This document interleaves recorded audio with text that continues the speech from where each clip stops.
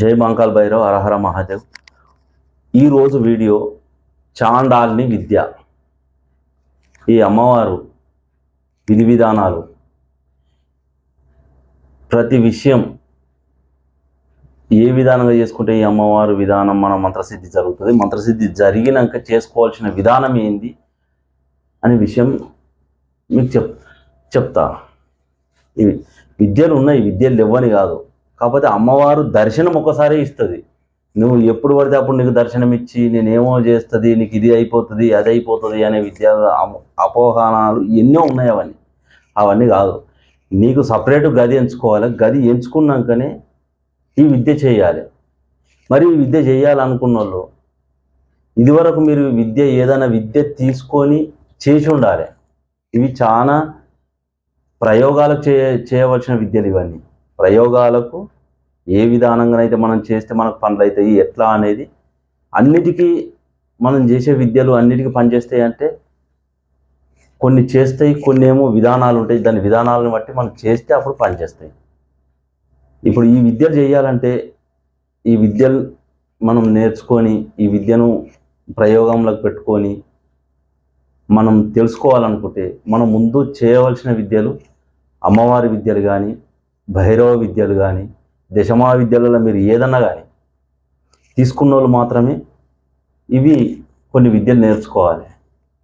నేర్చుకొని చేస్తేనే అప్పుడు మనకు ఏ విధానంగానైనా ముందుకు పోగలుగుతాము అంటే మనం చేసుకోవాల్సిన ఇది విద్య చేసేటోళ్ళకు మాత్రమే. విద్య నేర్చుకొని విద్య గురించి తెలుసుకొని అసలు విద్య అంటే ఏంది, అమ్మవారు అంటే ఏంది, శక్తి అంటే ఏంది, ఇవి కనబడని శక్తులు. ఇవి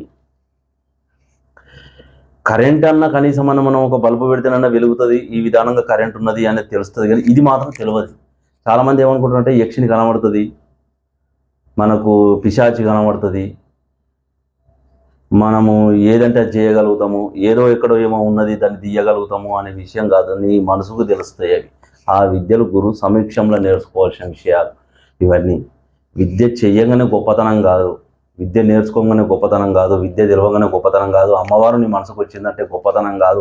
నేను తెలిసింది కదా నేను చేస్తా కదా అనుకుంటే అది నువ్వు అమ్మవారు నేను ఈ విద్య నేర్చుకున్నా, ఈ పిశాచి విద్య కానీ, ఈ యక్షిణీ విద్యలు కానీ, చాండాల్ని విద్యలు కానీ ఇవన్నీ ఎట్లా అంటే తెలియని విద్య. కరెంట్ అన్న కనబడుతుంది, ఇది కనబడదు, వచ్చి మీద పడేదాకా కూడా తెలియదు. ఇది ప్రయోగం ఇది నేర్చుకున్నాక నేను ప్రయోగం చేస్తానా నాకు ప్రతి ఒక్కటి వస్తుంది అంటే దాని అనుభవం చేస్తే కదా నీకు తెలిసేది.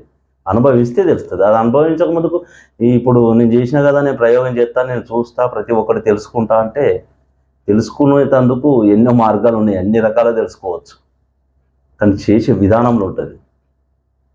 ఆ విధానమే ప్రాణం తీసేదాకా పోతుంది. అది ఇంకా నీకు దైవశక్తి అన్న నిన్ను కాపాడుతుంది. కానీ ఈ విద్యలు కాపాడేటందుకు కాదు.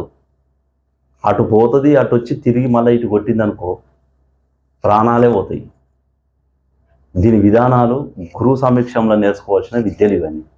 చాండాల్ని అంటే విద్య నీకు అమ్మవారి విద్య కానీ ఏదైనా ఉండి ఉంటుంది, ఈ చాండాల్ని విద్య తెరువుకోవాలి. ఇది ఏంది అంటే కరెంటు కన్నా పవర్. ఈ విద్య ఏంది అంటే మనకు కనబడది, రూపం కూడా ఈ విధానంగా ఉంటుంది అనేది కూడా నీకు ఫస్ట్ చేసినాక కనబడుతుంది, ఈ రూపంగా ఉంటుంది. తర్వాత నీకు కనబడదు. ఇక అది నువ్వు పంపించడమే. నీ ఆలోచనను బట్టి విద్య ఈ విధానంగా ఈ పని చేయాలంటే పోతుంది అంతే. నీ ఆలోచనతోనే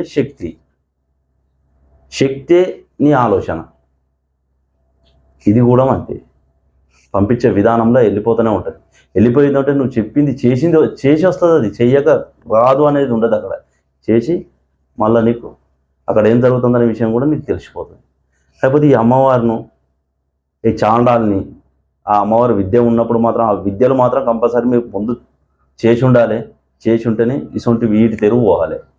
ఈ విద్య తీసుకోవాలనుకుంటే, చెయ్యాలనుకుంటే సపరేట్ గదించుకోవాలి, సపరేట్గా ఉండాలి. దీనికి అక్కడ అమ్మవారి కానీ, అయ్యవారి భైరవుడు కానీ, ఇంకా వేరే విద్యలు నువ్వు అక్కడ పెట్టుకొని ఇక్కడ ఇది ఇంకో రకంగా పెడతా అంటే కూడా దాని పరిణామం రెండు ఒకటై కొట్టినవి ఉంటే అందులో నువ్వే ఎగిరిపోతావు. దేనికి కానీ అక్కడ చేసే విధానం వేరే ఉండాలి, ఇక్కడ చేసే విధానం వేరే ఉండాలి.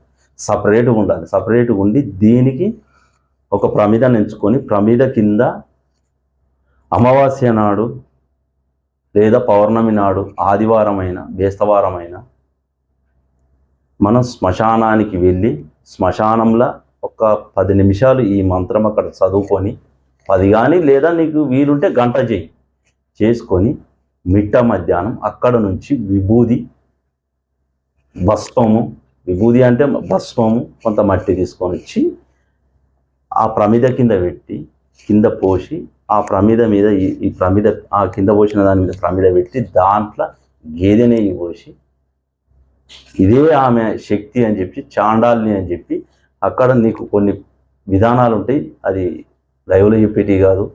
కొందరు ఏంటంటే దీన్ని చేసి కూడా గురువు గారు కాలేదంటారు. కానీ గురువు ఏ విధానంగా చెప్పాలనే విషయం నేను ప్రతి విషయంలో అయినా కానీ దీని బీజాక్షరాలు చాలా విధానాలు ఉంటాయి.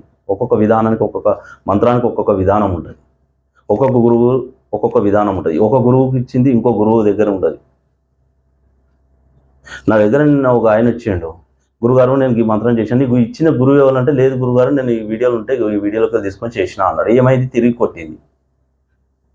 ఏమైంది? ఆయన పలుకుతుంది కానీ ప్రయోగం ఈయన మీదకే వస్తుంది, అటు పోతలేదు. మరి ఆయన ఇచ్చిన మంత్రానికి అక్కడ లైవ్లో చెప్పిన విధానానికి నేను చేసిన దానికి దీనికి ఎలాంటి విధానమే లేదు. తర్వాత నన్ను చదివితే ఇచ్చింది ఎవరో ఏ గురువుని చూసినామంటే ఆయన చెప్తలేడు. ఇట్లుంటాయి విద్యలు. అందు గురించి కొన్ని మంత్రాలు నేను మొదటి నుంచి మంత్రాలు అనేది నేను ఎప్పుడూ లైవ్లో చెప్పలేదు.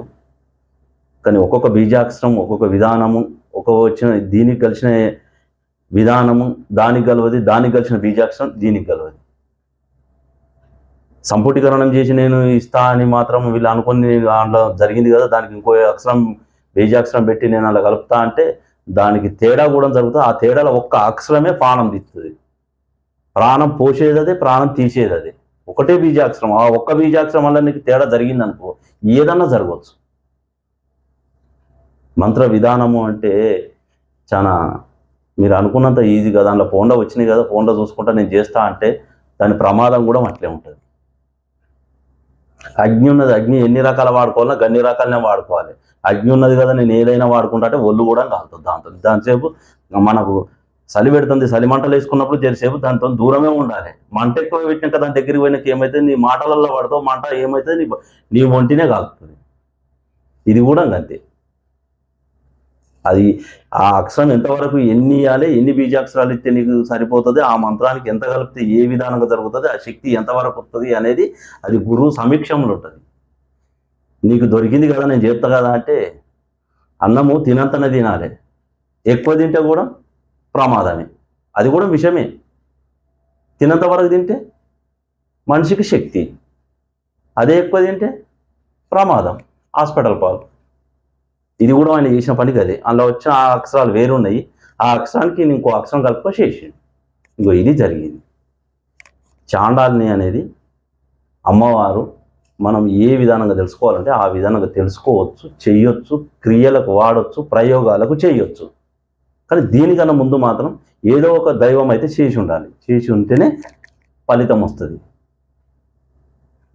ఇది మంత్ర యంత్ర తంత్రాల శక్తులు ఇవన్నీ. ఇది ఒట్టేనే ఎవరో చెప్పిన విధానాలు ఉన్నాయి. క్రియలు అనేది, ప్రయోగాలు అనేది ఇవన్నీ మాకు మా గురువులు ఇచ్చినాయి. ఇవన్నీ మా గురువుల దగ్గరకు నేర్చుకున్నాయే ఇవి. మేము ఫోన్లో చూసి యూట్యూబ్లో చూసి నేర్చుకోవాల్సిన విషయాలు కాదు. ఒక గురువు దగ్గర పోయి గురువు దగ్గర విధానాలు ఎట్లుంటాయో తెలుసుకోవాలి. ఒక్కొక్క గురువుకు ఒక్కొక్క విధానం ఉంటుంది. దాన్ని బట్టి తెలుసుకుంటేనే మనకు శక్తి. గురువులు ఇట్లా తీసుకుంటారు, ఇట్లా చేస్తాను అంటే దాని విధానం కూడా ఉంటుంది కదా. దానికి నువ్వు చేసే మంత్రశాస్త్రానికి, నువ్వు చేసే విద్యకు నువ్వు పాటించవలసిన విధానాలు కూడా వేరే ఉంటుంది. దాని విధానంతో కరెక్ట్ చేస్తేనే నీకు అది శక్తి అప్పుడు నీకు కనబడదు. శక్తి కనబడు కాదు, శక్తిని పంపించే విధానం అది. శక్తి ఒక్కసారి నువ్వు ఊహించుకుంటే ఏ విధానంగా ఉంటుంది అంటే ఆ విధానంగానే ఉంటుంది శక్తి. నువ్వు చేసుకుంటూ పోయిన కొద్దీ నీకు కనబడుతుంది శక్తి. నీకు కనబడే శక్తి కనబడ్డనాడు అప్పుడు నీకు తెలుస్తుంది అసలు ఏంది అనేది. నువ్వో విధానానికి వచ్చేవారుగా, నువ్వో గురుస్థాయికి వచ్చేవారు కదా నీకు తెలుస్తుంది దాని విధానం ఏంది అనేది. ఇప్పుడు ఉన్నది కదా, గురువు చెప్పిండు కదా, గురువుకి ఎట్లా అంటే మేము ఇట్లా మాట్లాడితే ఇట్లా జరుగుతుంది. ఇలా గురువులు కూడా విధానం కూడా తెలిసి కూడా దాన్ని ఇంకో రకంగా చెప్పి చేసుకోండి అని చెప్తాను. ఇప్పుడు అలా మంత్రాలు పెట్టిండ్రు, ఈయన చేసుకున్నాడు, ఇది కొట్టింది, తిరిగి కొట్టింది, ఏం జరుగుతుందో తెలియదు. తప్పు వాళ్ళది కాదు, తీసుకొని చేసిన ఆయన తప్పు. జై మహాకాల్ భైరవ్, హర హర మహాదేవ్.